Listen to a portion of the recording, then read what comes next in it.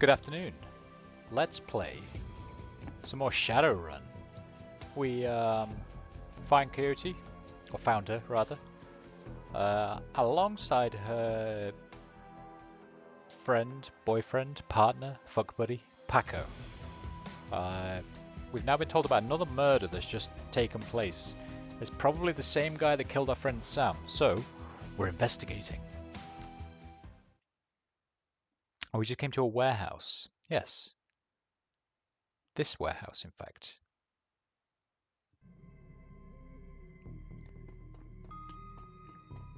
Right, what have we got? Aguirre. Took you sweet time, didn't you? You know the traffic these days. Fill me in. We had time to go over the evidence while you were en route. Turns out this might not be a Ripper murder after all. I left the computer on in the office over there if you want to see for yourself. The victim worked here at the NTSB warehouse as a black box researcher. NTSB? The National Transportation Safety Board. This warehouse is used to go over the wreckage from plane crashes to try to determine what happened. The Vic was in charge of their highest priority investigation at the moment. We've gone through the victim's computer, and his case notes indicate he was selling secrets. Idiot kept records.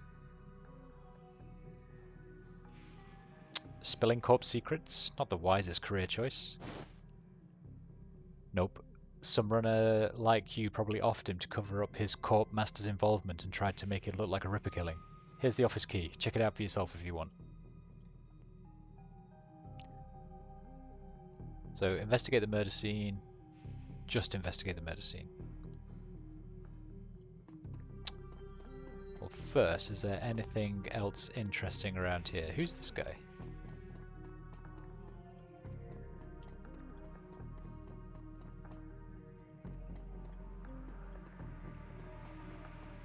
Can I get in anywhere else? I guess not.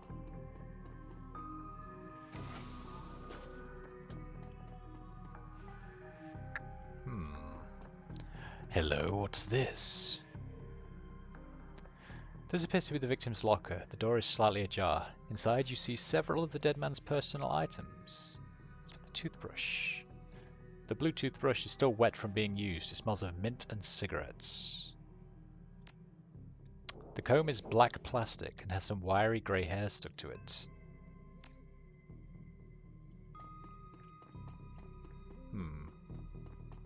Well.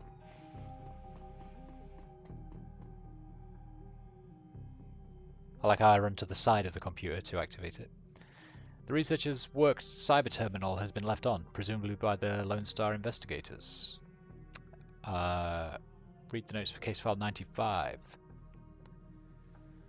Case file 95, Federated Boeing Jetliner IDN 2305, corporate owner Ares. The plane had several mechanical issues resulting in a mayday at 3:04 AM on June 17, 2053. 2:45 AM. The pilot reported that the altimeter was reading in the negative values. 2:49 AM. The co-pilot took over the controls as the pilot leaves the cabin to investigate the rear of the plane. 2:58 AM. The pilot cannot be contacted or located by a plane steward. 3:04 AM. The co-pilot radios in a mayday. 3:12 AM.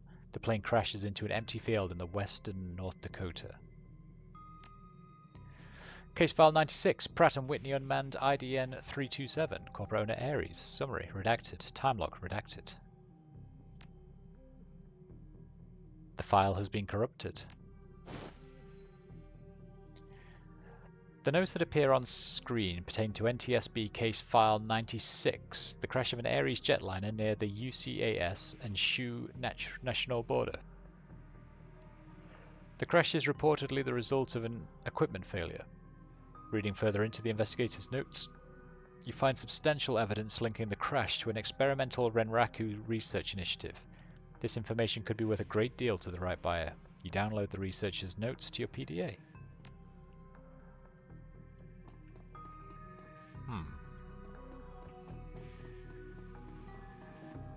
Should I...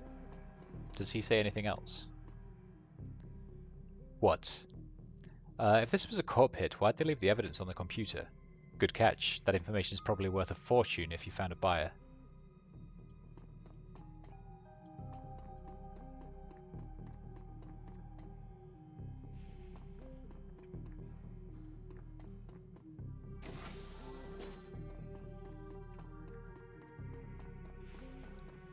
Let's do a little bit more investigating, shall we? It's locked.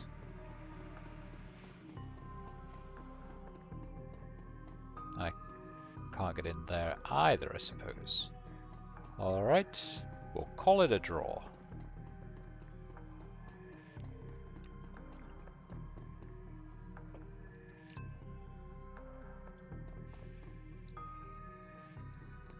Wolf, surprised to see you here. Let me guess, Officer Aguirre tipped you off. Suppose you must have made an impression on him at the market yesterday, or your cred stick did at any rate.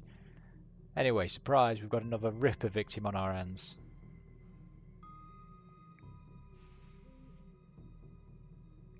You look like you've been putting in some overtime, Dresden. What can you tell me about the victim? The victim's male, mixed Native American descent, age 38. Based on the condition of the body, looks like he was killed around 2 in the morning. And yes, I'm a little tired. Bodies have been piling up like cordwood, it seems. Cause of death unknown. Several internal organs were removed from his body after death. Quite gruesome. I'm not sure if the killer even knew what they wanted before they started cutting. Not much to tell yet, really. He does have a lot of pre-existing scar tissue, so he probably had a major surgery at some point in recent history. Unfortunately, with some organs gone, I can't determine the nature of the surgery.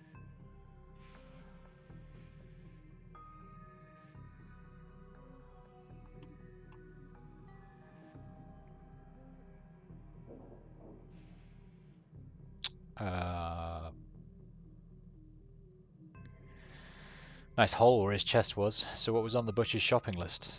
Well, killer definitely took the lungs. The more I look at it though, the other missing organs may just be eviscerated within the chest cavity. Is McCluskey getting any closer to a suspect? McCluskey couldn't find his arse with both hands. Don't tell him I said that though. How's Officer Aguirre doing on the case? He seems like a real go-getter. Aguirre would love to solve it before McCluskey and get his gold detective shield. Plus, he'd love to see McCluskey suck it in front of his superiors. He's already tried to bribe me to keep information from McCluskey and slip it to him. I'm inspired by their tireless pursuit of justice. Did you take the money? Do you have any idea how much this job pays these days, sir? I don't think Aguirre's officer's salary is going to do much to seduce me into helping him.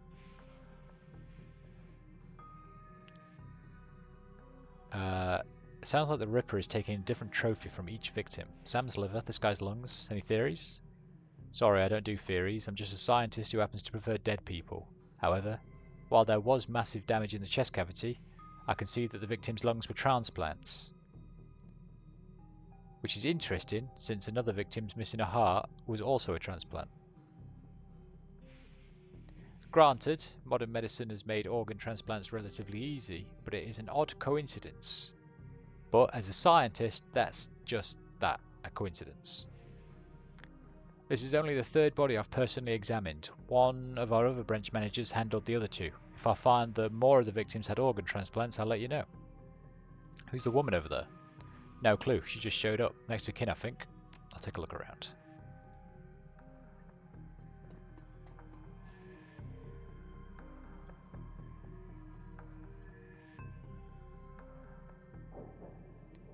You're not a cop? She looks up, watching you warily. I see you've been praying. Do you know the deceased?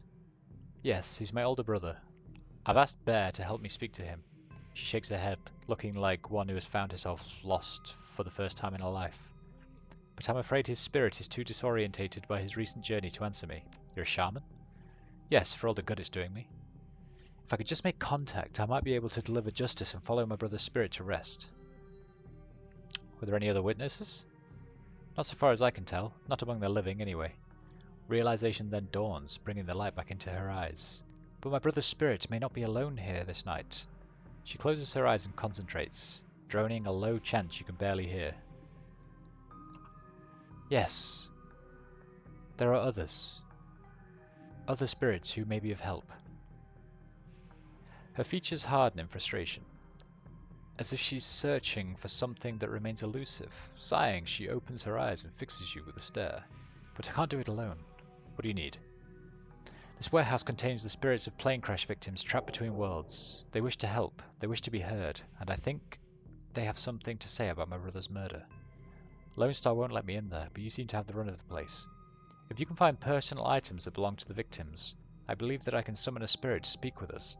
I'll need at least 2 such objects. Can you find them for me? I'll do what I can. Well, 2 objects.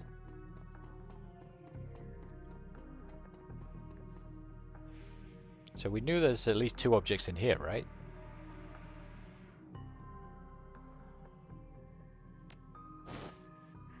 As you reach for the comb, the hair on the back of your hand stands on end, and when you take it off its little shelf, your heart thumps in your chest, hard. This must be one of the items the shaman was looking for. You pocket the comb. Oh, what about the toothbrush, though?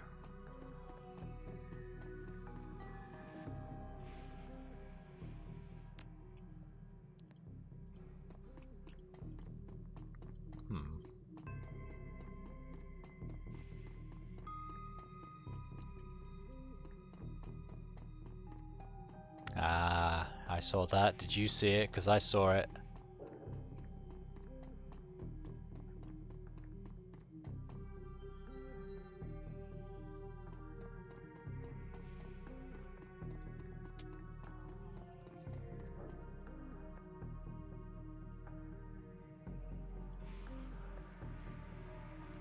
It's hard to say whether this heap of items and refuse covered from It's hard to say whether this is a heap of items and refuse covered from a plane crash or simply trash that hasn't been taken out yet. A sticky substance of some sort seems to have seeped through the trash pile, as your hands are quickly covered with the stuff. After searching for a minute, you unearth a handful of interesting items. Suspect the earring. The earring is made out of burnished steel, formed into the shape of a small salmon. An intense primal fear washes over you as you touch its surface. This must be one of the items the shaman was looking for. You take the earring. A dented tin lunchbox that's seen better days. You can barely make out the face of a grinning troll on the front. Surprisingly, the gridstick is still functional. You slot it into your PDA and 200 Yunan is added to your account. Nice. Always nice when something pays, innit? Right, is there anything else?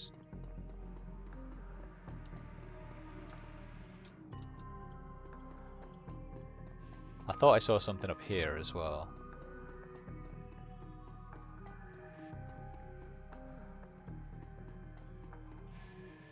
A urinal. I don't need to go right now. Okay. The old poster depicts a svelte young woman posing with an assault rifle.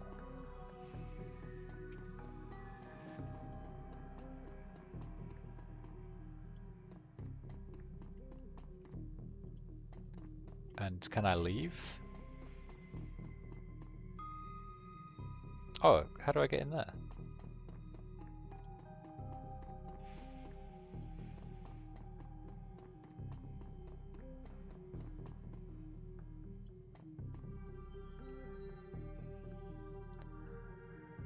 I definitely saw something that I could... I saw something that I can see, right? Okay, well let's give it these 2 items.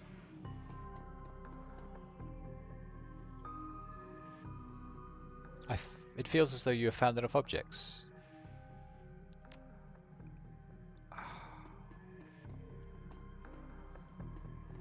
I wonder if... like that's a terminal that you can hack, maybe?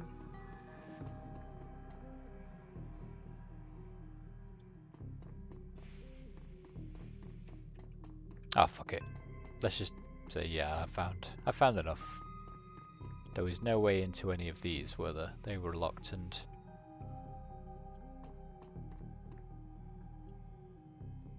yep, here they are.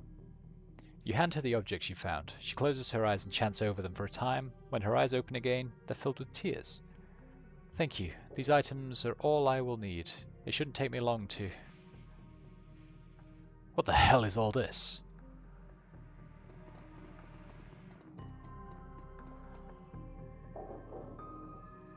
Officer Aguirre trails after the detective, only meeting your eye for a moment. She's the victim's sister, sir. She... This is a crime scene, officer, not some Salish drum circle. Isn't it standard procedure to contact the next of kin? Ma'am, consider yourself contacted. Now get the hell out. Come on, if we stay much longer, I'm liable to do something I'd regret, or worse, something I'd enjoy.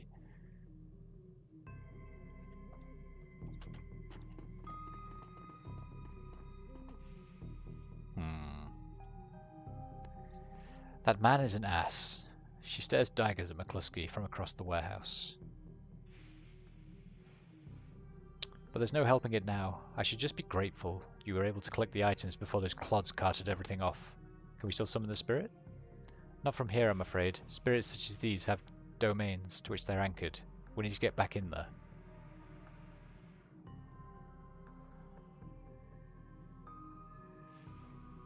We'll come back later once the coast is clear. I can't stand the waiting, but I don't see any other choice. You sure you're up for this? If it means your brother's killer doesn't take another life, then yes. Thank you.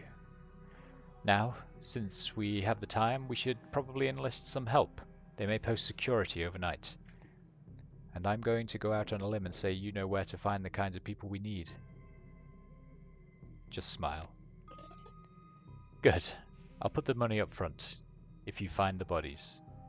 She produces a fistful of crumpled nuyen from inside a leather pouch, starts to count it out, and shoves the whole wad at you. We meet back here at midnight. The spirits will be strong then.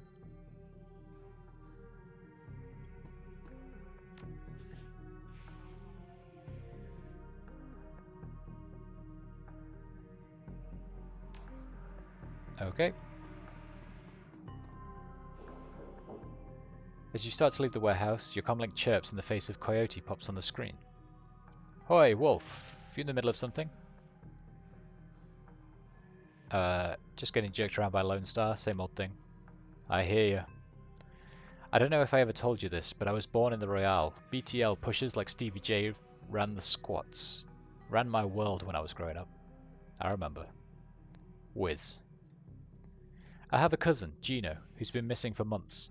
He hit the sprawl about a year ago and immediately fell in with some tweakers. Bad guys. They hooked him on high amp dream chips and started using him for all sorts of dreck. I tried to help him, but he pushed me away. Then he disappeared. I've been shooting up BTL labs ever since trying to find him. I'm guessing you have a new lead? It's not a lead. Her face lights up. She's running hot. She has a serious edge. I know exactly where he is this time. Got an old friend who eyeballed him herself. I'm on my way. Paco's with me, but we could use another hand. You in? I need you right now. On my way. I knew you'd come. I'll send you the address. See you soon. There we go. That means we've got something to do until tonight.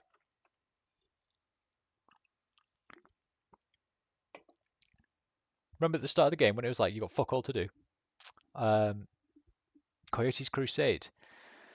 The cluster of dilapidated buildings where Coyote told you to meet her appears to be the remnants of a public housing project. The buildings look like a cesspool filled with human debris.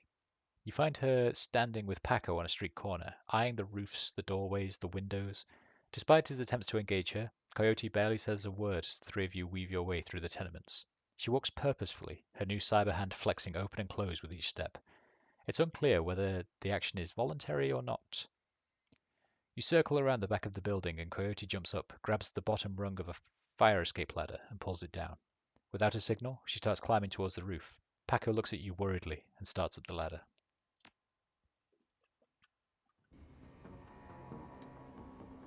Thanks for meeting us, Wolf. I owe you one. Null sweat. Null sweat. I figured you could use the backup.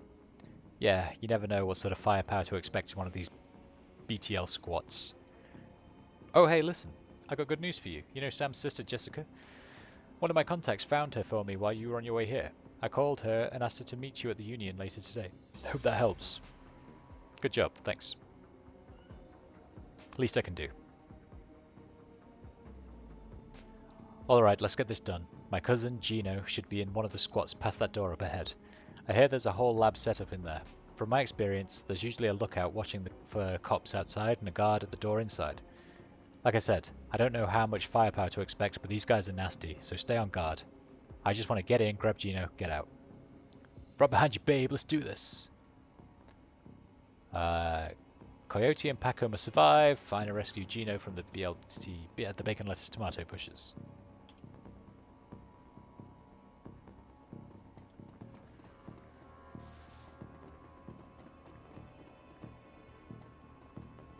I'm gonna guess I can't go anywhere other than in. Excuse me, good sir. The hog looks twitchy, his eyes rolling in his head. He scans the three of you, looks past to see if there are others, licks his lips and nods throughout, as if going through some internal checklist. Hoi, hoi, how you doing? Good day for a trip, ain't it? She leans in, whispers in your ear. This guy's a clocker. Trades work time for chips. Part salesman, part lookout. Probably has a signal device for the guys inside. You want to go on a ride?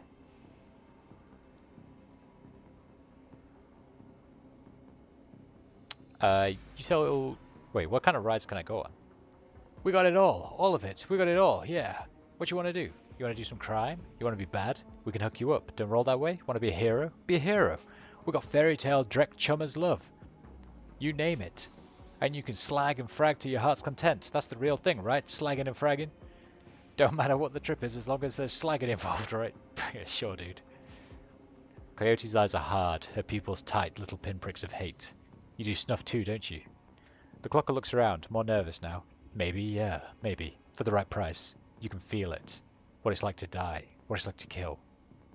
You sell BTLs, right? Oh yeah, chummer. Oh yeah. Better than life. Definitely better. Dream chips. Mind benders. Sim stims. Sim sense. Without peak limits. High octane intensity. How does this place operate? How do I get in? There's the best part. The best part. It's a lab. They test the new stuff here. The hottest Drek. You can place a special order and they'll make it happen. You buy a pass card from the guy at the door. It'll get you in and out anytime you want. Then you can buy a beetle and slot right there. Our guys guard you while you're chipping. Safest way, chummer. Safest way. Just let me in. I'll see you around after this. Probably see you lots.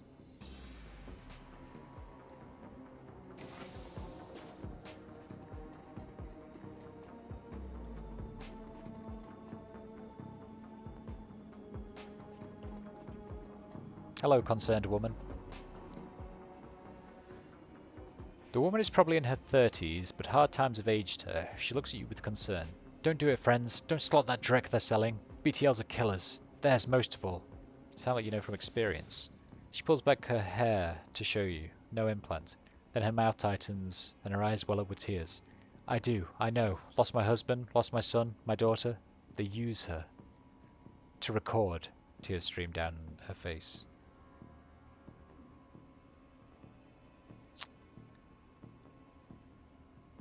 I've just understood. So it's a recording, of course. So someone has to go through it the first time for the recording to be able to be implanted in other people's minds. For them to do it. Shit. Do you have a pass card to get in there?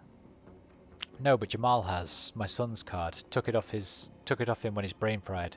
Jamal's down the hall. Don't know if he'll give it up, but that's between you and him. What kind of guards do they have in this place? She looks around frightened.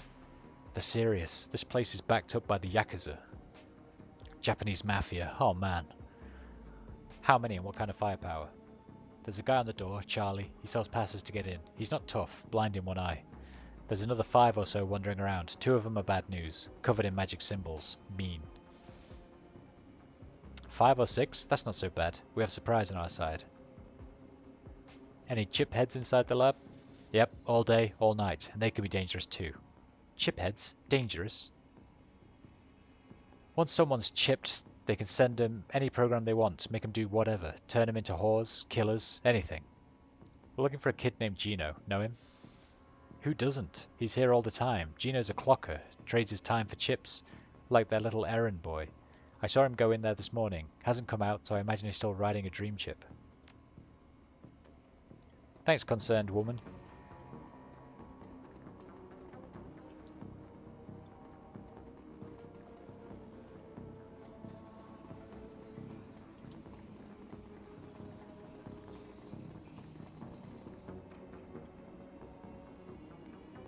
That's Charlie, that's... Okay, Jamal. Jamal has the look of a long-time chiphead, emaciated, hollow-eyed, but hungry and desperate. What you looking at, Spike here? I hear you have a pass card. Give it to me. His lips curl into a feral snarl. This is the Baron's, Ome. You want it? You take it.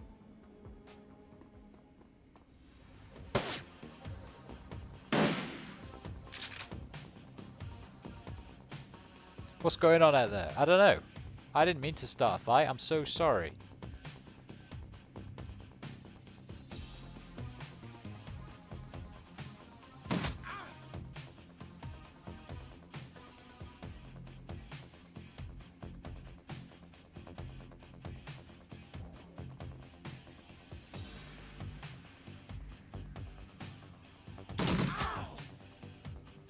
Oh, nice. Well done.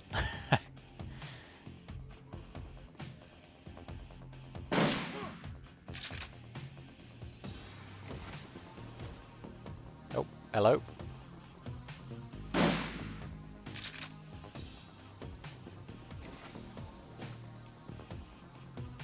Elf muscle.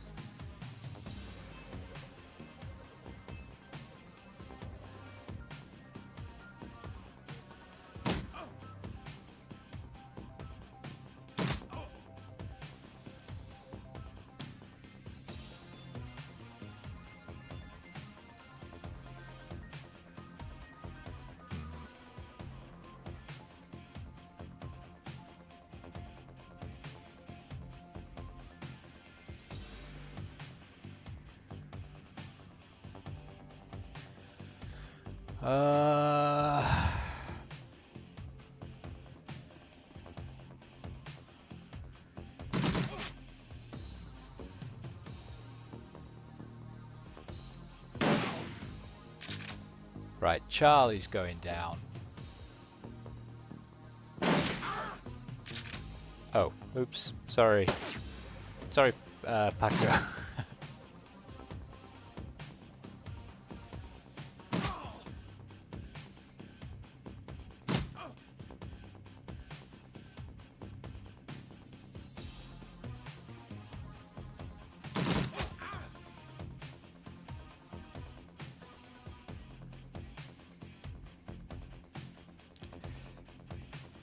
I think he might be dead after this.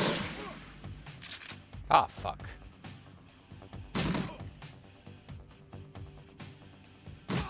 Okay, now he's dead.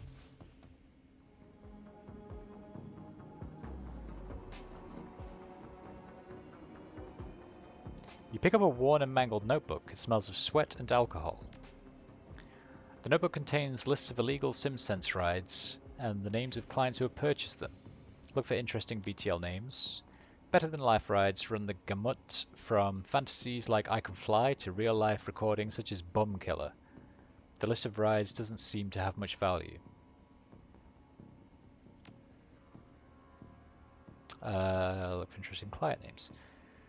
Upon further examination, the client list is more than a simple list of names. It also contains private information about some of the more well-to-do or connected clientele. It may be that the syndicate behind this lab is directing certain clients here to secretly extract information from them while they're under the influence. The notebook is likely worth something if you can sell it. Yeah, I'll take it then.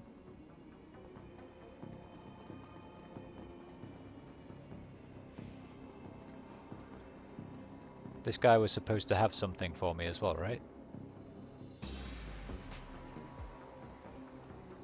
Or no?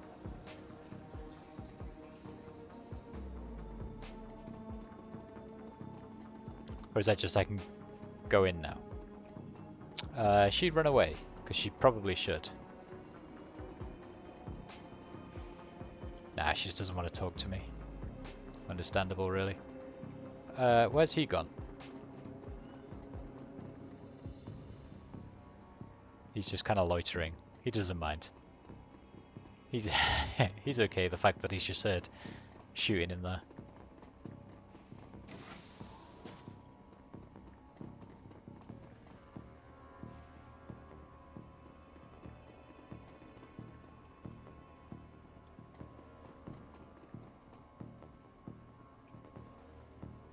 fuck is this place?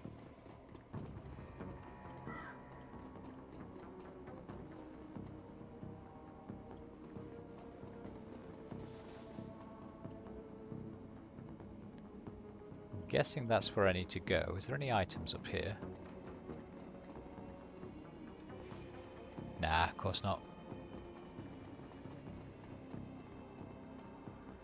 The entire floor of this tenement has been given over to a chaos of technology and squalor. Across the room, a chromed-out Decker argues loudly with an armed thug, abruptly falling silent as they turn towards you. The shotgun-wielding thug squeaks in panic. "It's the crew that took out Stevie J's place. I told you it was only a matter of time." The man with the cyberdeck calmly speaks with a heavily digitized voice. "You messed with the wrong BTL lab, Aho. This is a Yakuza operation. With the push of a button, I can make these tweakers into my own personal killer puppets. You're fragged. Wolf, don't attack any of the chipheads. They don't know what they're doing, and you could hurt Gino." No civilian casualties. Got it. "I have a concussion grenade. Better than fragging the tweakers if they get caught in the middle."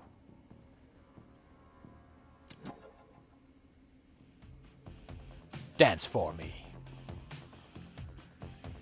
Ah!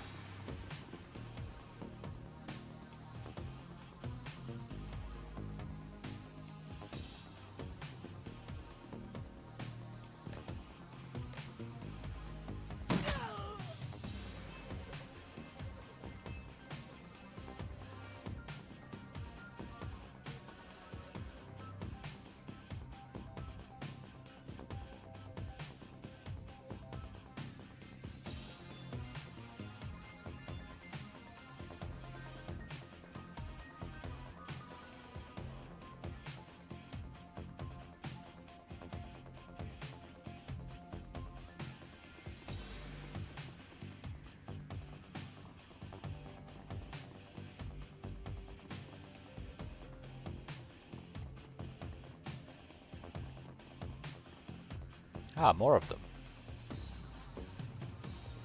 BTL bodyguard and a Yakuza shaman.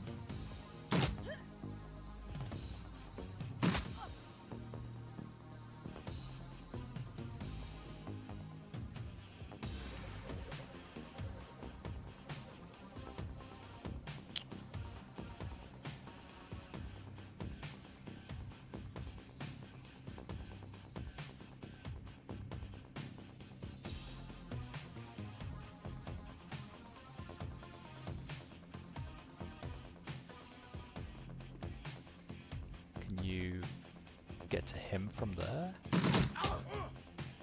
Nice.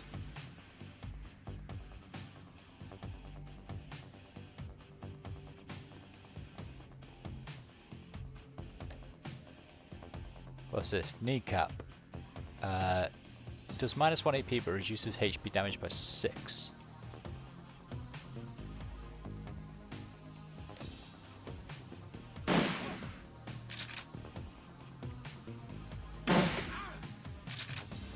Ow.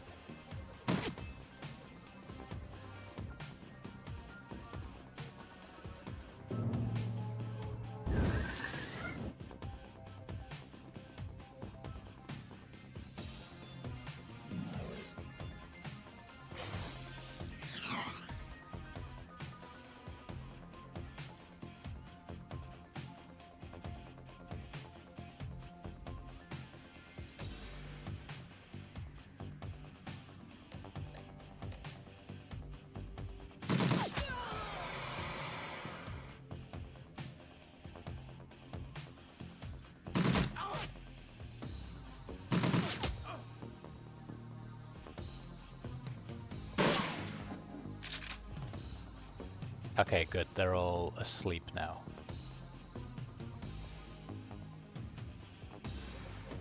Get you back in cover.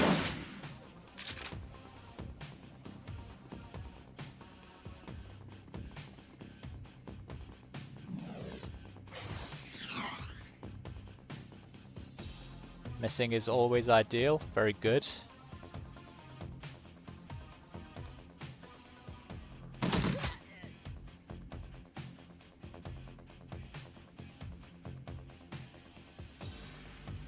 Right then, Paco.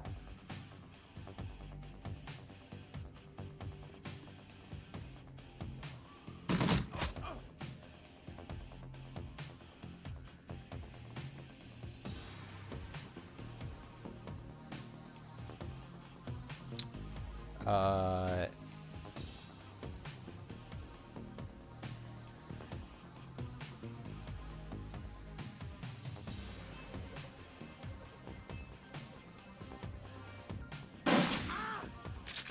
Nice.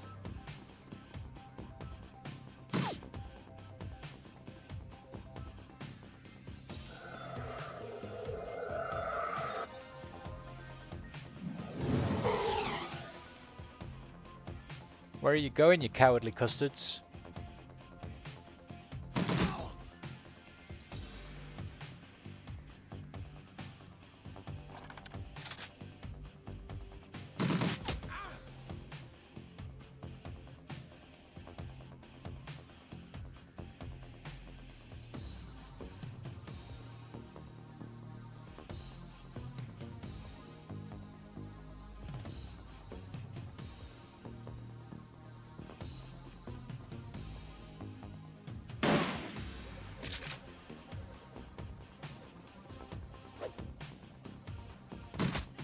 Ow.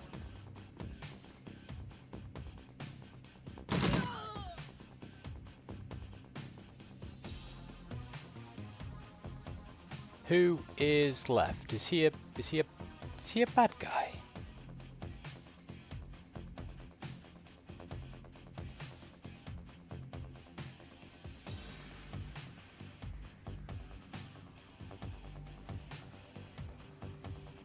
There's Chiphead Man, there's Coyote and me.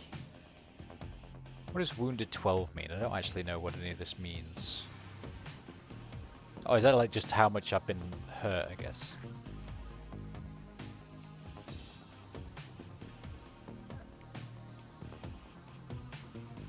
Okay.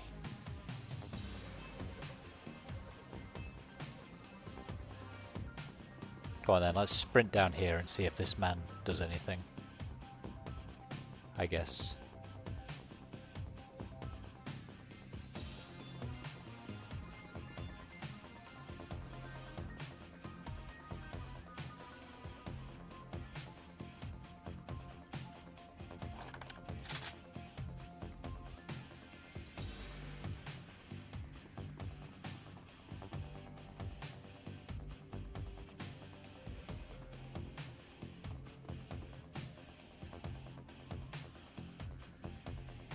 Oh, can we use this?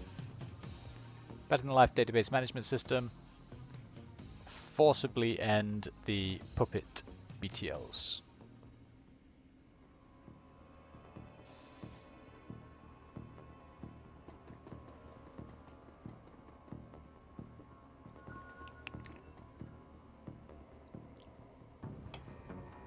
Did not let any chipheads die, did it? Yay for me!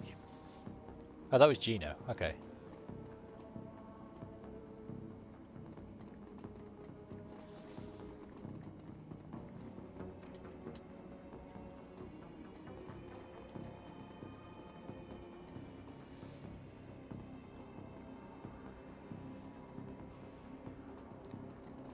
Why are we in this, like, weird semi-turn-based but not in combat mode? That's just where some of those people came from, innit? These guys okay?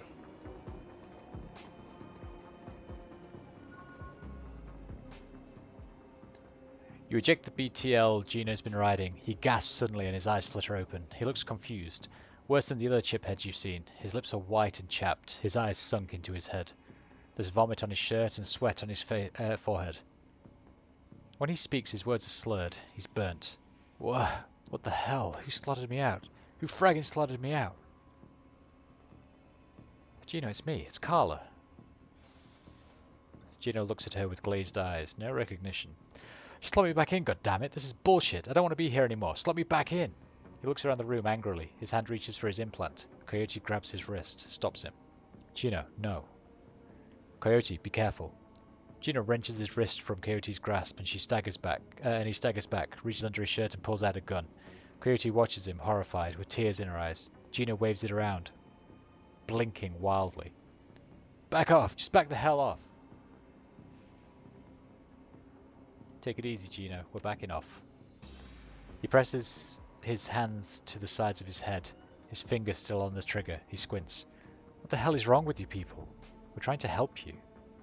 This is the way you help me? Look at this place. Look at me. He turns around at the squalor of the room, then glimpses his own reflection in the machinery. Oh God, look at me. Those chips aren't reality, Gino. Come with us. It's real to me. I can smell it, touch it. I can fragging taste it. I was God in there. King. I was a king. Can you imagine it? He looks around the room, sees the squalor, the bodies, then he glimpses his own pitiful reflection in the machinery. No, no, no, no, no. Coyote shouts something, but it's too late. Gino jams the gun into his data jack and pulls the trigger. There's a pop, barely a gunshot, and he's gone. I'm sorry, Carla. I'm so sorry. Coyote looks to you, tears in her eyes. I'm not stopping. Not now, not ever. She looks at Paco, then back at you. A real rain is coming to Seattle, and it's going to wash the scum off the streets. I'm going to burn every mother-fragging BTL shop in the sprawl until they're gone. Every mother-fragging one.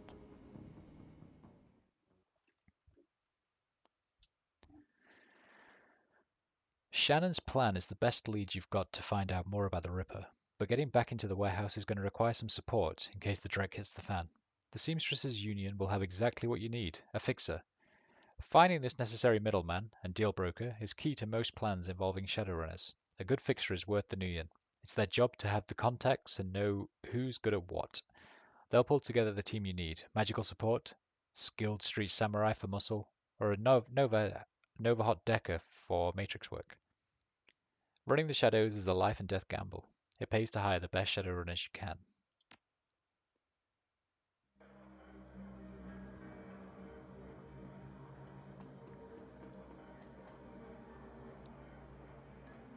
Cherry Bomb flags you down as you walk through the door. Hey, Wolf, there's a woman looking for you. Jessica something. She's waiting for you by the stage. Bellevue type. Wouldn't order anything. Wouldn't touch anything. I think she's afraid of diseases or something. Thanks, Cherry. No charge, chummer. Why's the bar so empty? We don't get much action in the early afternoon. Just a few salarymen slumming Touristsville and hoping to talk to Madame Sinful and some die-hard regulars.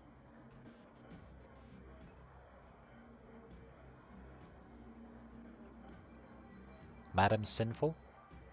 That's what the downtown folk call Mrs. Kubota. It's a Touristville thing. They like her to have a naughty name like that. Who's around? I just got in, but I think Coyote's cleaning the back bar. Mr. Delilah is hanging out in his usual place. The vendors downstairs came in a few minutes after me. Oh, and Bartlett's here. Don't think you've met him. Who is he? John Bartlett. Big presence at the end of the bar. He's in the biz, connected. You might want to meet him. Is that guy still bothering you? You mean my ex, Shane? Yeah. No, he hasn't been in since that last time. No calls or pages or handwritten notes either. Weird. He was so persistent. I guess he finally got the message. Maybe he'll find someone at that universal brotherhood of his and settle down.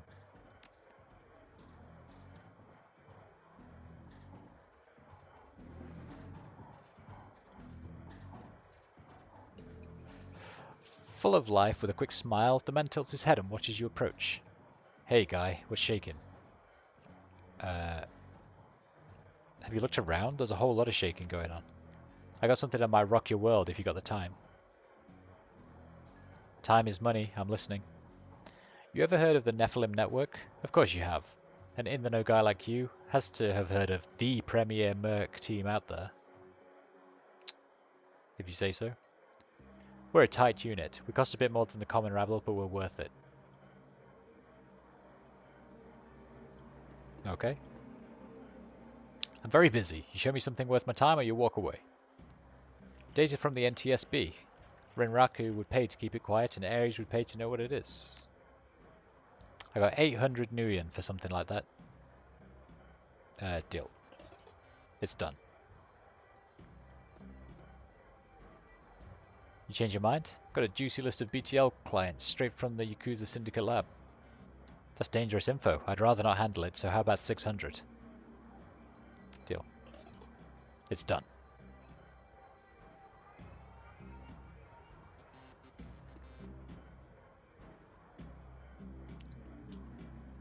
Cool, what's my karma at? 14. Holy moly.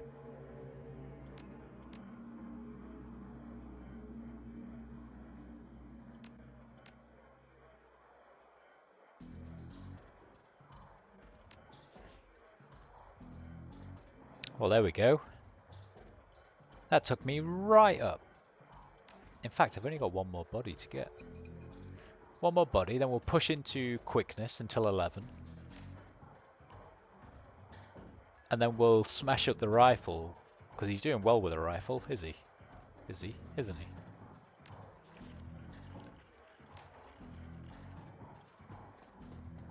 You're Jessica who wants to talk to me. I think you're actually the main... yeah, we'll talk to you first, actually.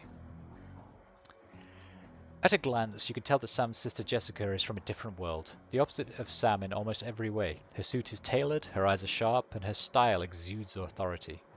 Miss Watts? Jessica Watts? She eyes you up and down warily. She does a good job of hiding it, but it's clear that she's well outside of her comfort zone. Yes, and you are?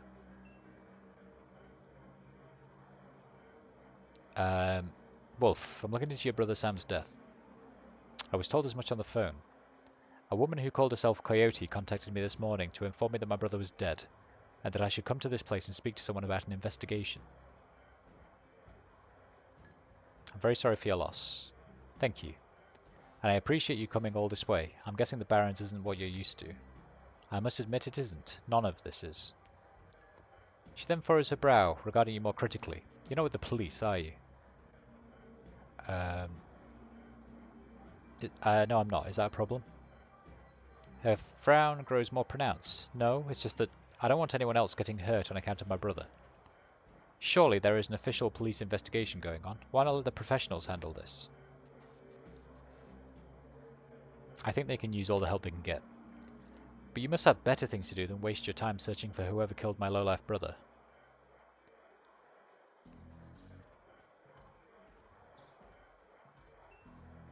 First, Sam was my friend, and second, I'm being paid for my trouble. She seems genuinely surprised. Someone's paying you. I find it hard to believe that anyone who really knew Sam would put up the money. Who is it? Actually, Sam hired me himself. I don't understand.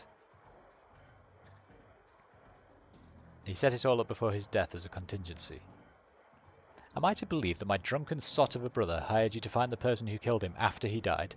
Her boardroom mask drops momentarily, and in her sigh she reveals a brief glimpse of real emotion. I left Seattle to get away from Sam and his bullshit. Now I'm back, he's dead, and I still have to deal with him. Jessica composes herself, and in a breath, the mask is back in place. Listen to me, Wolf. You seem like a decent person, but I'm trying to move on with my life. Our mother killed herself last year, and Sam? Well, Sam was Sam, you know. I've worked so hard to put my family issues behind me. I don't want to see this drag on. I would love nothing more than to give you closure, and quickly. I appreciate that, but I think I'd prefer to just let it be. No one else needs to get hurt.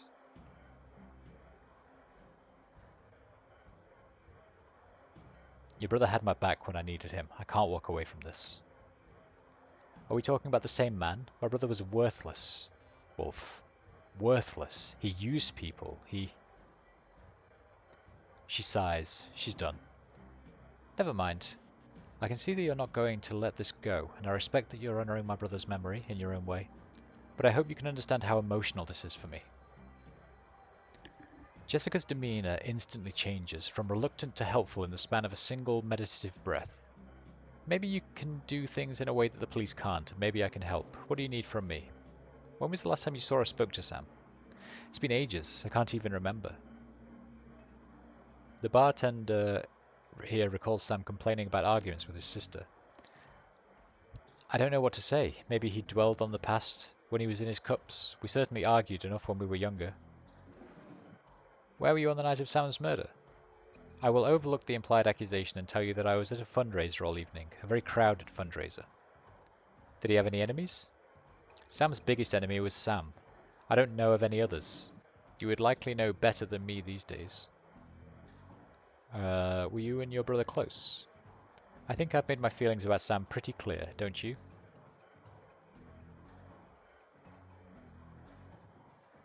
You don't seem to care whether his killer faces justice. Of course I want justice. I just can't let him drag me down again. Show the picture of her and Sam as children. Jessica takes the photo from you guardedly, as if it might sting her, but that guard drops the moment she looks at it. Where did you find this? Sam's bunk. I can't believe he kept this. You look so much alike as kids, and happy. She smiles through a brief reverie. We were twins, partners in crime, best friends. What happened? Things were different back then. We were different. We were a family. Then, after our father died, things began to change. And we couldn't get back to a new normal. With a dad around, there was always a reassuring order to our lives. But after, everything got mixed up. You can never really appreciate the importance of a person in your life until they're gone. The remorse plays wet across her eyes, and it seems that she's not just talking about her father. Jessica then steels herself to tell the rest.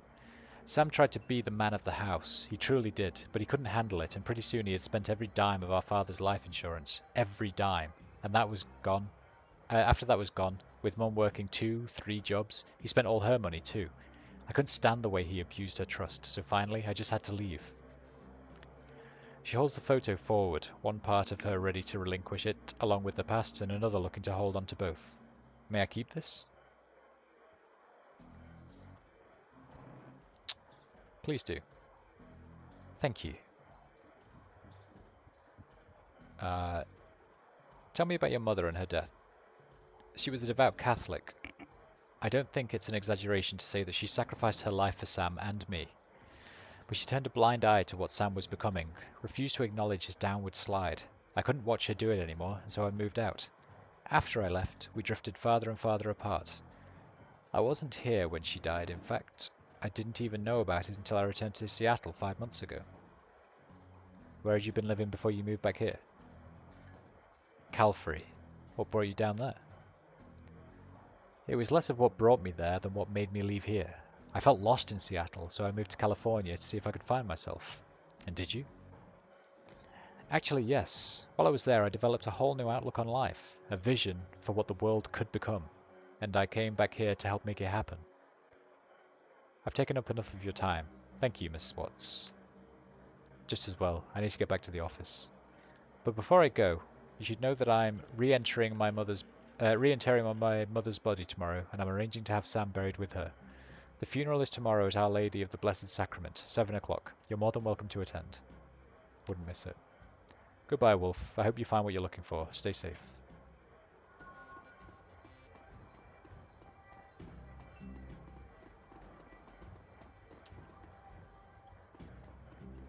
Right then, who we got?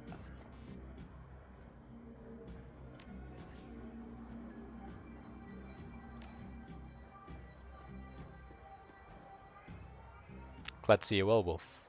And you, Mr. Clue, holding down the fort? As always, though people are more on edge than usual, word got around about the latest Ripper killing, and the people aren't feeling safe. And when people feel unsafe, they either go to ground or they huddle up. You noticed how empty the streets are these days? That's because everyone's either locked in their squats, holed up in places like this, or seeking refuge in the nearest Universal Brotherhood chapter house. Safety in numbers, chummer. Not that we need numbers here, I got it covered.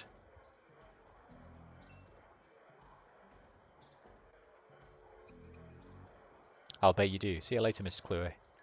Later. Coyote is wiping down the back bar. She doesn't stop when you approach, keeps her eyes on her work. Hey. You okay? Yep, fine. Listen, Wolf, I don't want to talk about what happened with Gino, okay? What's done is done. Gino's dead, I'm alive, and that's all there is to it. It's the Barons, right? Nothing more to do or say. I'm going to be looking for work. Your kind of work. So if something comes up, keep me in mind. Okay. Gotta do this now. The afternoon checklist isn't going to finish itself.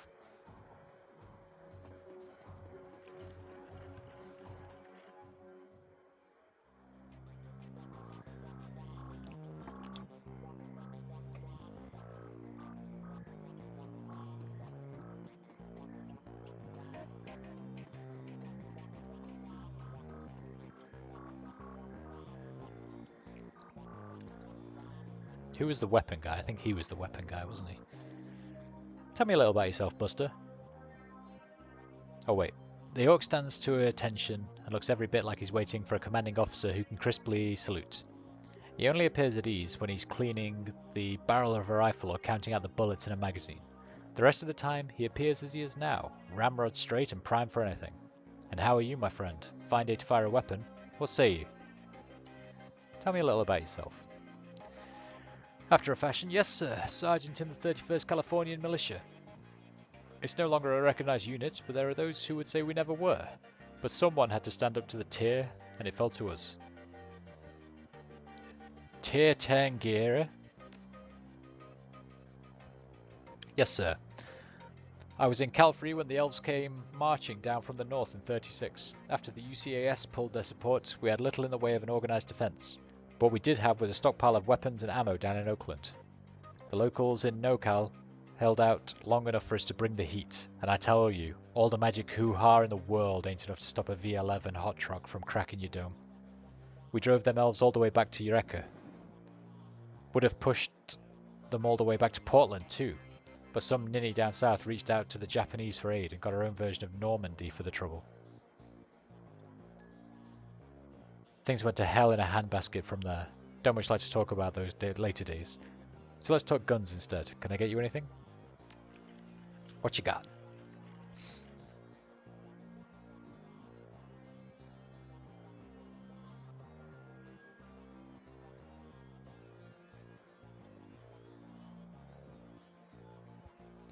So that's the same damage, same range, slightly more capacity.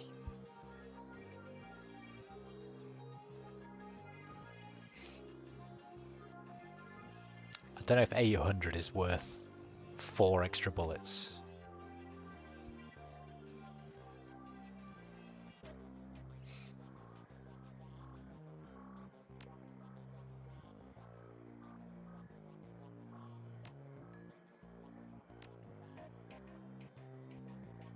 What are these boys saying?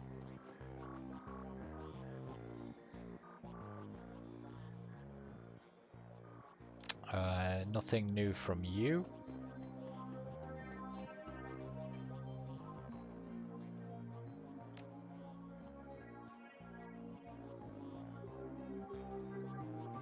Already got the best from you. The elf called Algernon appears to be in hushed but intense conversation as you approach. However, the other party of this discourse is nowhere to be seen. Turning to greet you, Algernon dismisses his invisible associate with a wave of his hand. Welcome, fellow child of the Sixth World. What can I help you with today? Tell me a bit about yourself, Algernon. My story is not so different from those who have come before, but I am but a merchant, though one of whose wares are far from mundane. I came here from Tir Taingere 4 years ago, after the governor of Seattle signed an exclusive trade agreement with the Council of Princes. And so, as the flow of magical goods came to pass through the city's ports, so have I. At times, I miss the Tir, but as unlikely as it may sound, this new home of mine is far more interesting. RC. And you? Dr. Castle glances up, only briefly from her charts. Her impish friend, on the other hand, tracks your every move like some sort of humanoid raptor with a mouse under its shadow. Live to see another day, have you? Just a pit stop, Doc. Night's not over yet. I suppose it's nights like these that ensure I have plenty of work come morning. Granted, a repeat customer means a person courting death more often than any good doctor should condone, but I don't suppose I can dissuade you from your course of action. If only life so simple. Very well, then let's talk about how I can help ensure you make it back alive once more. How'd you fall in love with the operation anyway, Doc? Dr. Castle pauses in her work, setting down her tablet and appearing to grow introspective. I suppose you might expect that I had a... Hey, Ms. Thanks for the follow. Appreciate it, my friend. Really like your stream. It was great. That's why I followed you. Love to support you. Cheers, buddy. I very much appreciate the follow. Thank you for the support. If not that, you might think that I was compelled to do this because a friend or family member became a Shadowrunner, and I hurried to their assistance one fateful night. But the reality is that I grew up knowing this is what I would do with my life. My parents were both Shadowrunners, and very successful ones at that, so successful that they retired in a very large house and raised a litter of kids who grew up hearing the impossible tales of their parents' younger years. Of course, we were expressly forbidden to follow in their footsteps. We were all expected to attend university and take full advantage of the opportunities they had fought so hard to give us. So, Mum and Dad were proud to see me pursuing a medical degree, and they only had minor reservations about me applying that expertise to the treatment of Shadowrunners. After all, they never would have survived long enough to meet and fall in love were it not for the ministrations of several street dogs along the way. So I suppose you could say I was born into this life, after a fashion. She picks up her tablet and resumes her work. Is there anything else I can help you with? Let me look at your cyber goods.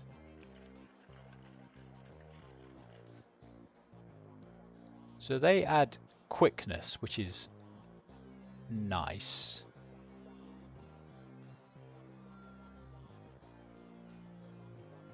So health, hit chance. Hit chance might be quite nice.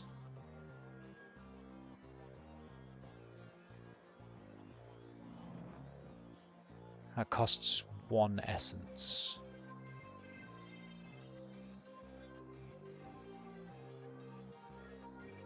What does essence do, I wonder? Like, is it just people treat you differently if you become overly cybernetic? Or is it just a mechanic that says you can't go over 6?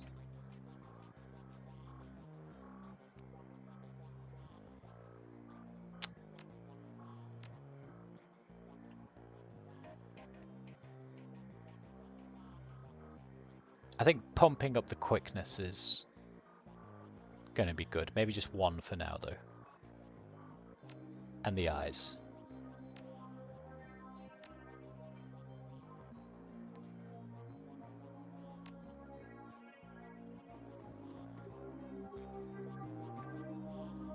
Cool.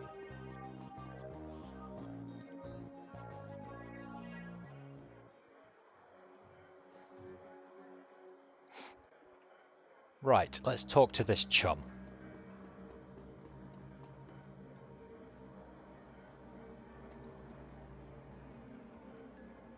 If you're talking to me, there is business to transact, am I right? Yes, Mr. Delilah. I have a need that I think you can fill. Oh, God. Of course you do. That's why you came back. Street talk is that you're tracking the Ripper. What can I do for you, Ripper Tracker? I need to put a crew together. You got scratch, or you planning to pay me out of your earnings? How much is it going to cost? Well, for your speed, hired help will run you about 1,200 a head. If you start taking on tougher jobs, well, the more experienced the runner, the higher the rates. I can pay up front. Excellent, we agree on terms. I've got some runners on call if you've got any special requests. Let's go see him.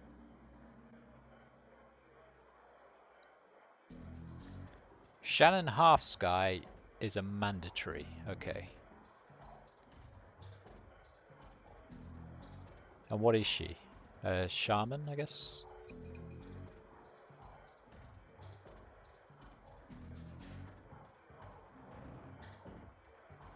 Adept.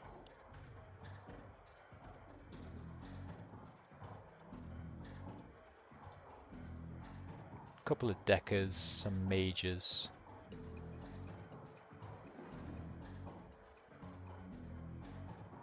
Oh, I already have a shaman, I don't need a shaman.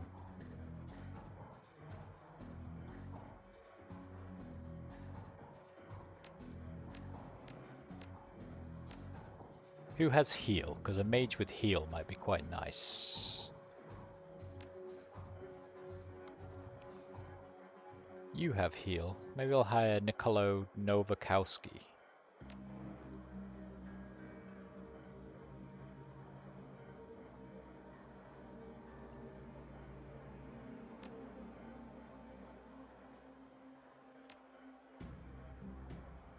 Oh, I don't want to spend any more money though. Maybe a decker, I guess.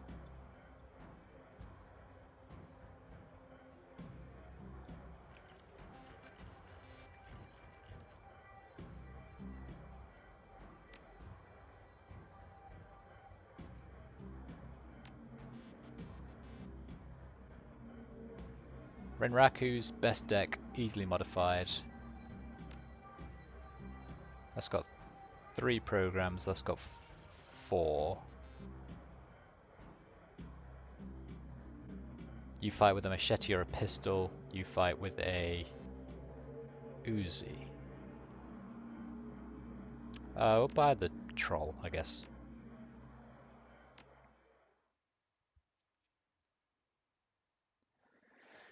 You return to the docks to meet Shannon Halfsky. Although the Ripper's latest victim was her brother, but Shannon appears cool and professional, a consummate runner by birth, if not by trade. She'll get the job done, and hopefully, one of the hearth spirits of this place can point you towards the Ripper. Dealing with spirits can be tricky to business, but when they deliver, it's pure platinum. One doesn't have to be an Amerindian shaman to summon and control spirits. Anyone with magical talent can do it. But Shannon seems to have a particular connection to the spirit world. As you approach the gate, you know something's not right. The docks, already strange and uncomfortable at night, trigger the need for caution. Then you see it. The guards are missing and the gate's been smashed in. Oh, good. What's this? We're equipping people now, are we? Aren't you already equipped with stuff?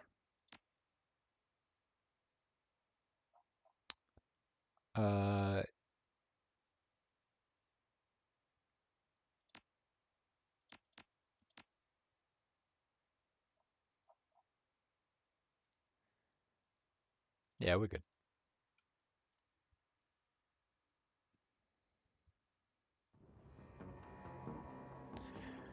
You have Karma available to improve your character's attributes and skills. Open the Karma screen. Sure. How much do I have? 2? That's not enough for anything. About time you showed up. Looks like we weren't the only ones who wanted to take advantage of the situation. A bunch of mercs have locked down the area. I don't think they're here for us though. My guess is there's something worth a bit of coin left in that warehouse. I was hoping this would be a milk run. Me too. Figured we'd just have to sneak past a few Lone Star sentries, but I saw at least 4 mercs out there with bigger guns than Lone Star carries.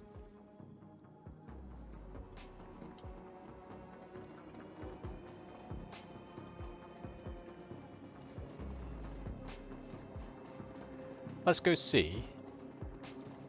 Can we ride this scooter straight at him, maybe? That'd be nice, wouldn't it?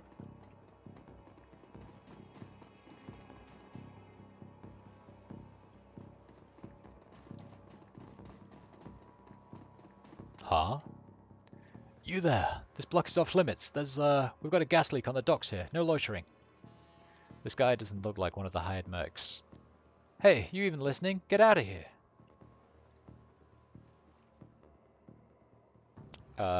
I'm not here for you. Just let me through. Look, guy, I didn't want to have to do this.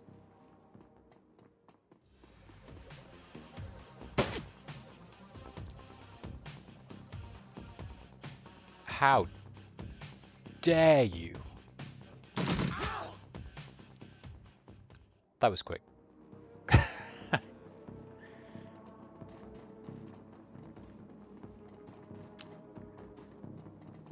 Right, what have we got?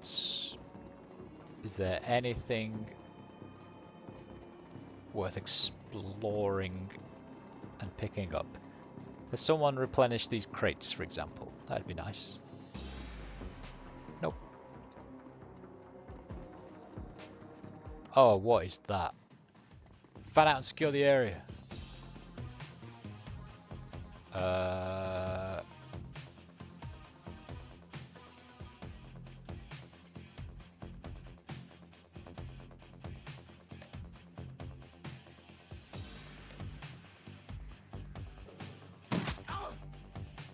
Nice crits.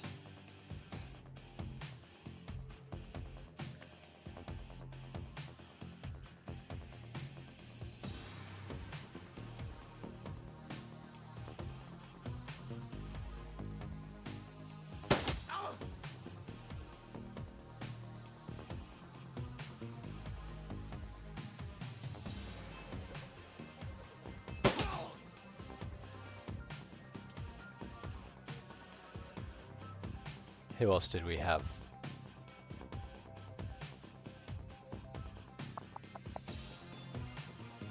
just get down here.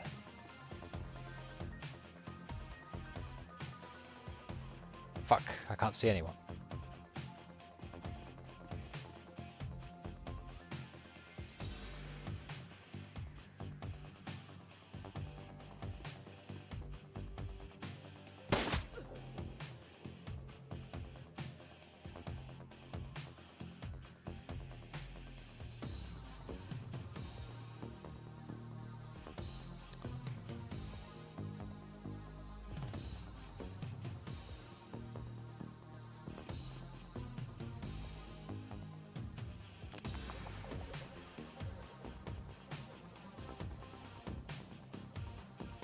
There was someone else, right? Oh, he's gone down there.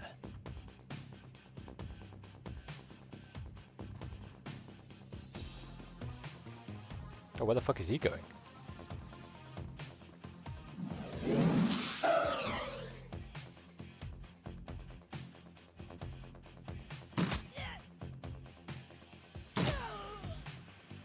Okay, you did. Shannon Halfsky, what are you doing?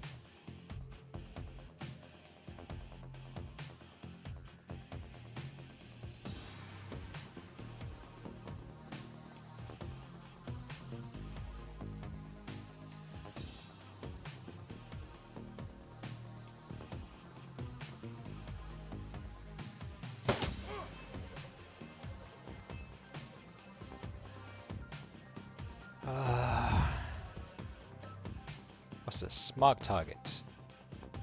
Causing it to become easier to hit.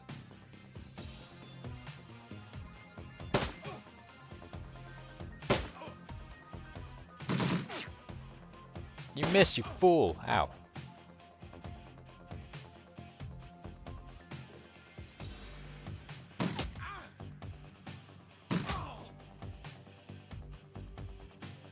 Those crits are nice, like quadruple damage.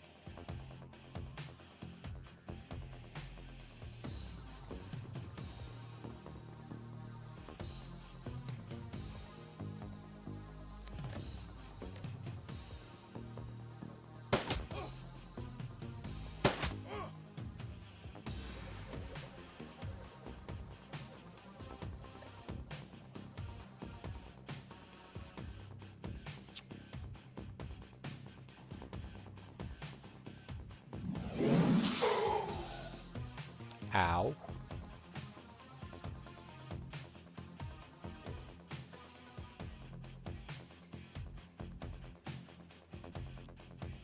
I can move very fast, my main character. Insanely fast. Oh no, wait, that was that took two. My bad. As soon as the last merc hits the ground, the dogs become eerily silent.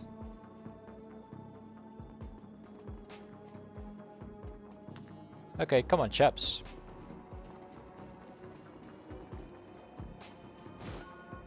Looks like it's the key to the warehouse.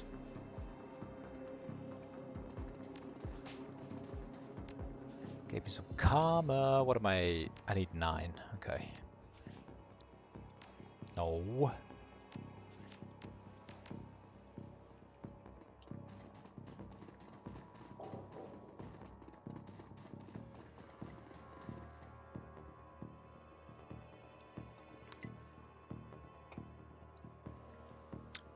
You return to a location.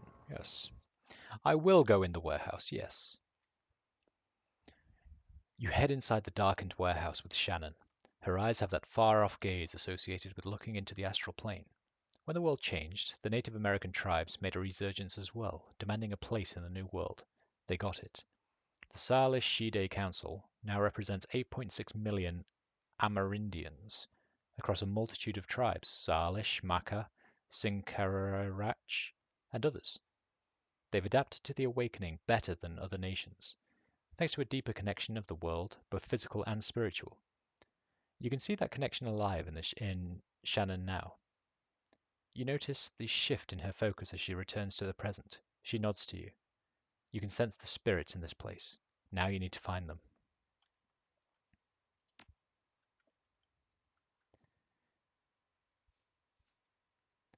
Then let's do it.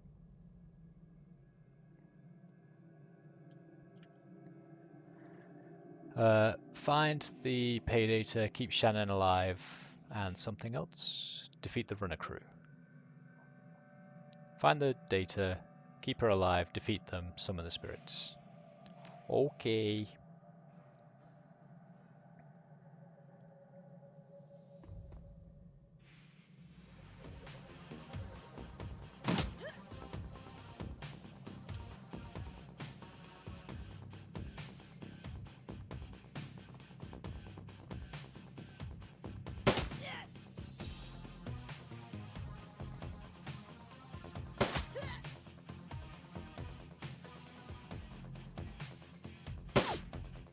I don't miss. Come on, man. They can miss. That's okay. Oh, hello.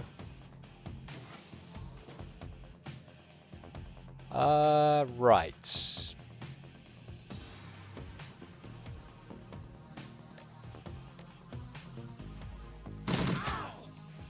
You're going down.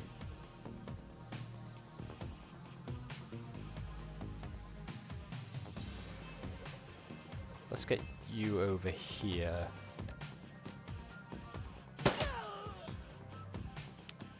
Pop. Pop, pop.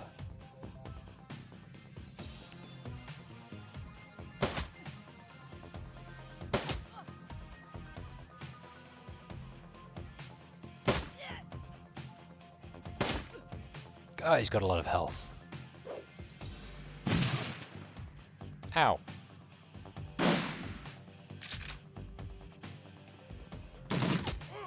Ow.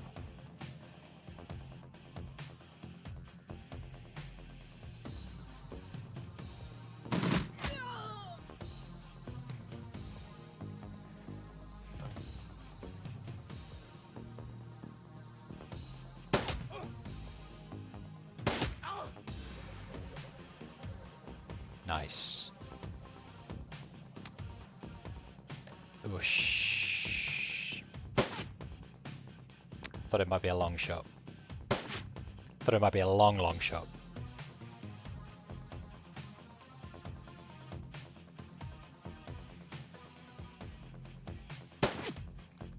Come on, it's 50% chance nearly. I've missed 4 times.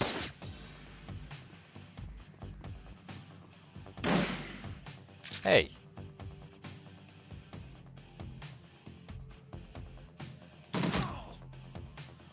Let's finish him off.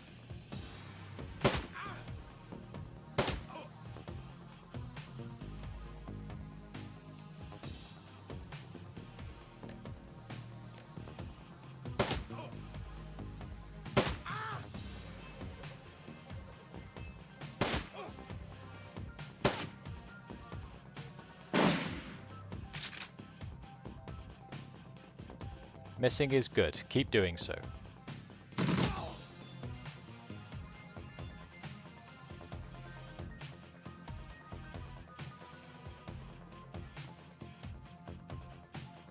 Is there more?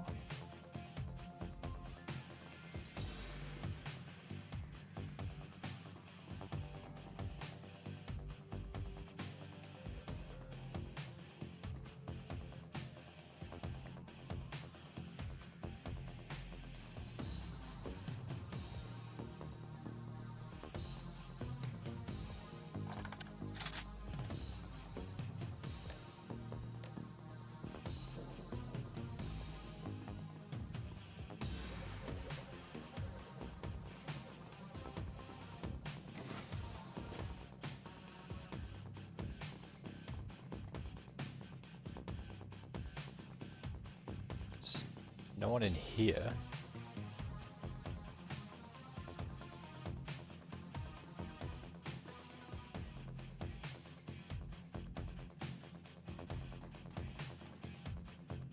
Ah, there's someone.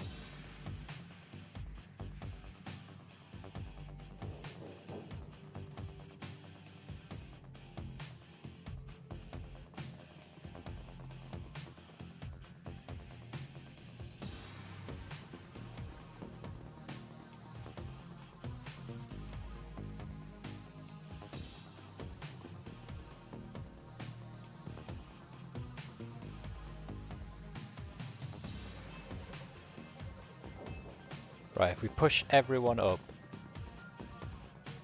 into here, including you, Shannon.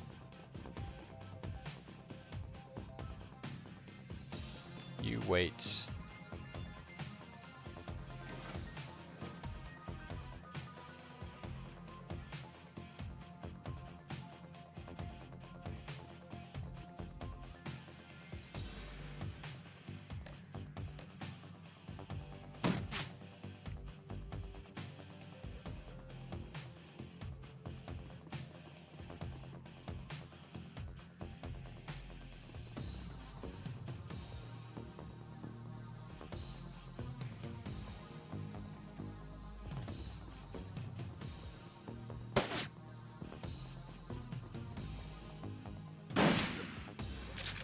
Ouch.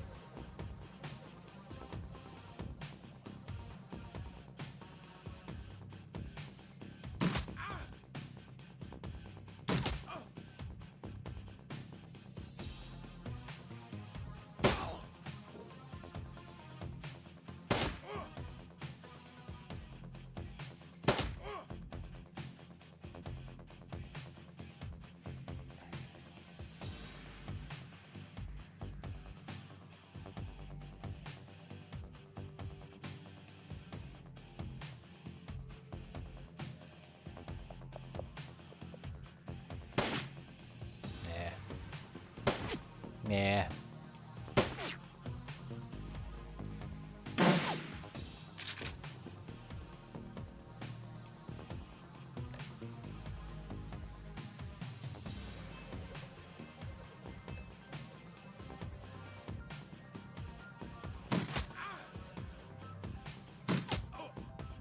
Okay, nice.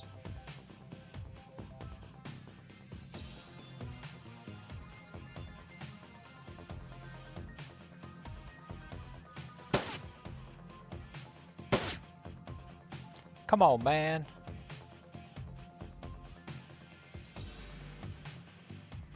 I wonder, can you, like, get up here? What have you got?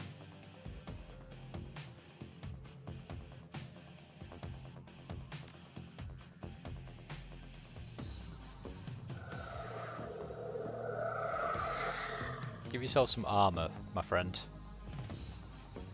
And then he can get up a bit closer. You keep shooting that guy. Oh, 18.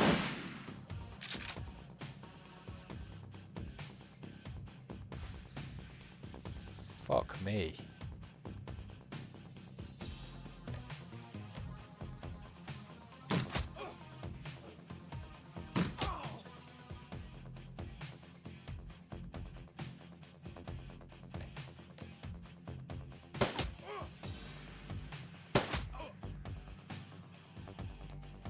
We were here first. This is our score, assholes. Yeah, yeah.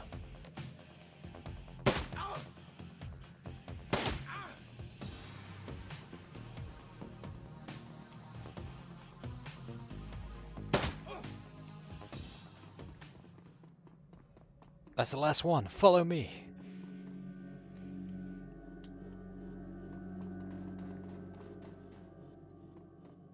I'll follow you shortly. I have looting to do first. An Ares flight recorder. Find the payday to the runners are after. Perfect.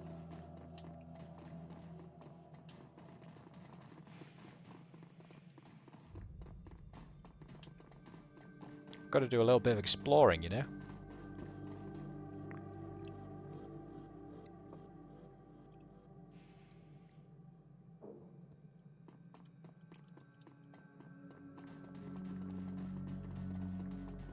How are the crew looking?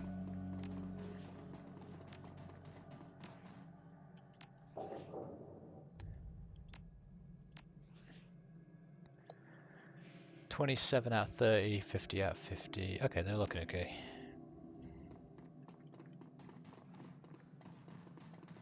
What was my objectives as well? Done, done, done. Summon the spirit. Okay. That door was sealed. There was nothing else around there.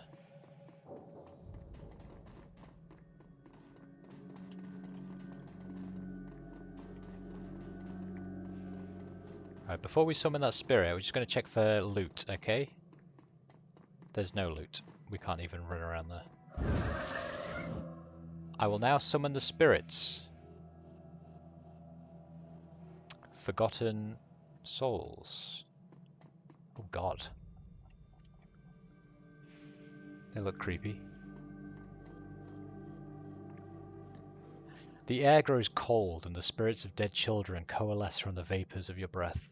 Their cherubic faces are burned and their lips quiver as if they are about to cry. But their eyes are round and vacant and they glare at you now, unblinking.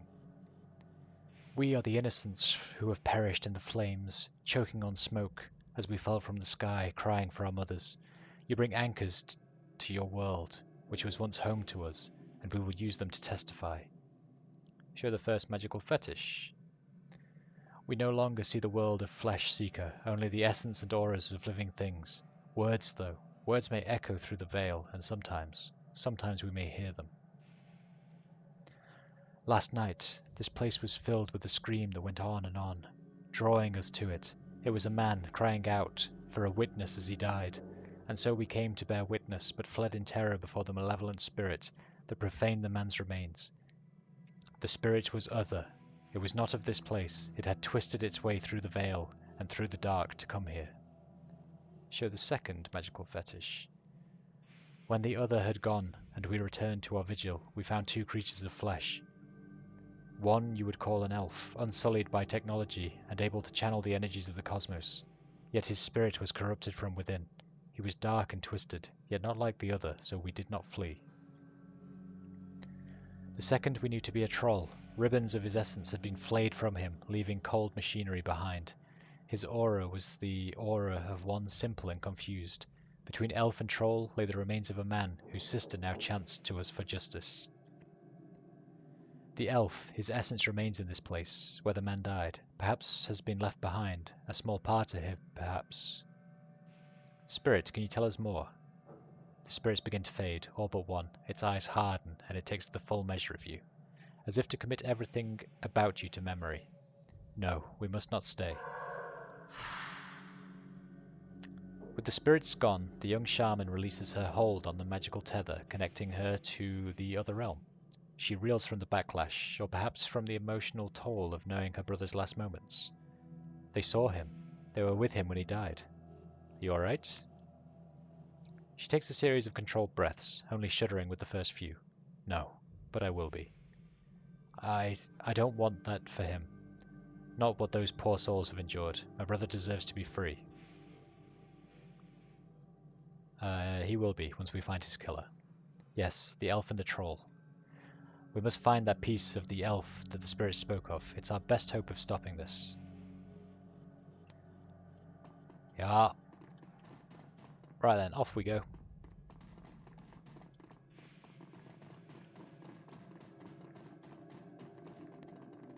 Where did he leave it, I wonder? Where did you leave your essence, kind sir?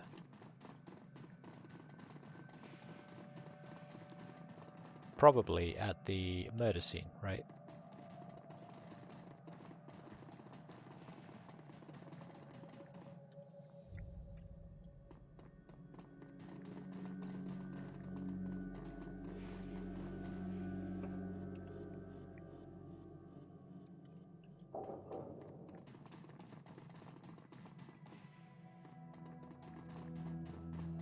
Is it this? Blood. This is what the spirits wanted us to find. The piece of my brother's killer. It's not much, but it's enough. She scowls at it, looking every bit like she intends to reach through the small sample and dismember its owner from afar. And perhaps she can. Is that enough to target a spell? All I need is a drop, and adequate time. But I'm still feeling quite drained. I'll need to rest before I can try anything so involved. When I'm able, I'll commune with Bear, consult the spirits, and do what must be done. But in the meantime, you might take a portion of the sample to pursue a more conventional avenue of the attack. I have some friends who might be able to help. Good. Let me know if you learn anything about this elf and troll pair. And should you find them, I want to be there when they're brought low. I want to see the light leave their eyes for my brother.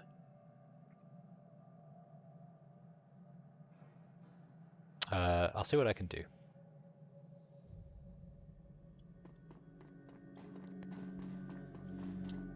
Right, quick scout. Make sure there's nothing we've missed. No, like, cool items that someone might want to give to me.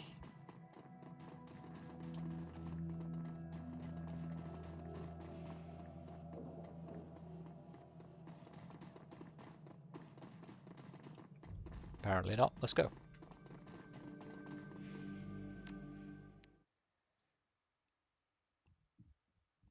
When you return to the Seamstresses Union in the early hours of the morning, it seems a completely different place. Bereft of the normal crowd that haunts it, the bar feels desolate, almost abandoned. It's eerie, like the back hallways of a hotel and shopping malls. But you finally have a break in your case. A sample of the Ripper's blood. You just need to find someone to help you analyze it.